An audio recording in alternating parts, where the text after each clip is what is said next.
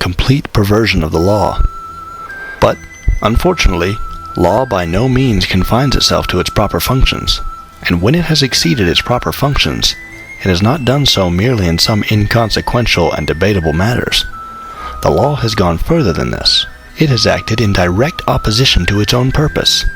The law has been used to destroy its own objective. It has been applied to annihilating the justice that it was supposed to maintain, to limiting and destroying rights which its real purpose was to respect.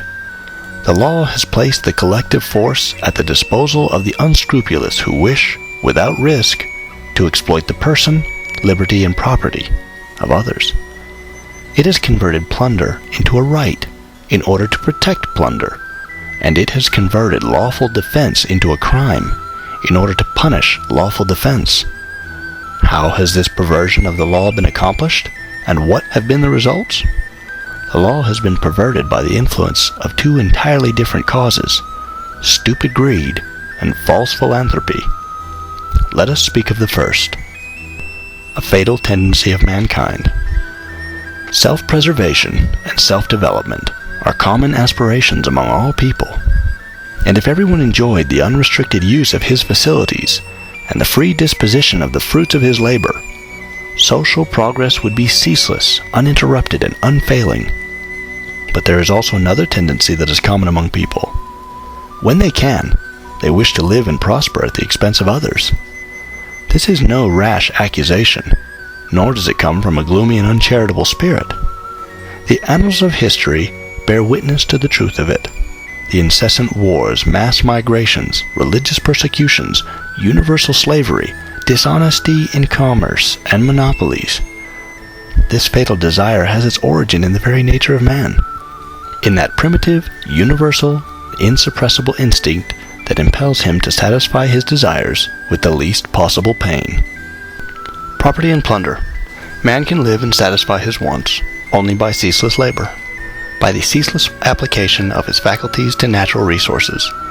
This process is the origin of property. But it is also true that a man may live and satisfy his wants by seizing and consuming the products of the labor of others. This process is the origin of plunder. Now, since man is naturally inclined to avoid pain, and since labor is pain in itself, it follows that men will resort to plunder whenever plunder is easier than work. History shows this quite clearly, and under these conditions, neither religion nor morality can stop it. When then does plunder stop? It stops when it becomes more painful and more dangerous than labor. It is evident, then, that the proper purpose of law is to use the power of its collective force to stop this fatal tendency to plunder instead of to work. All the measures of the law should protect property and punish plunder. But generally, the law is made by one man or one class of men. And since law cannot operate without the sanction and support of a dominating force, this force must be entrusted to those who make the laws. This fact, combined with the fatal tendency that exists in the heart of man to satisfy his wants with the least possible effort, explains the almost universal perversion of the law. Thus it is easy to understand how law, instead of checking injustice, becomes the invincible weapon of injustice.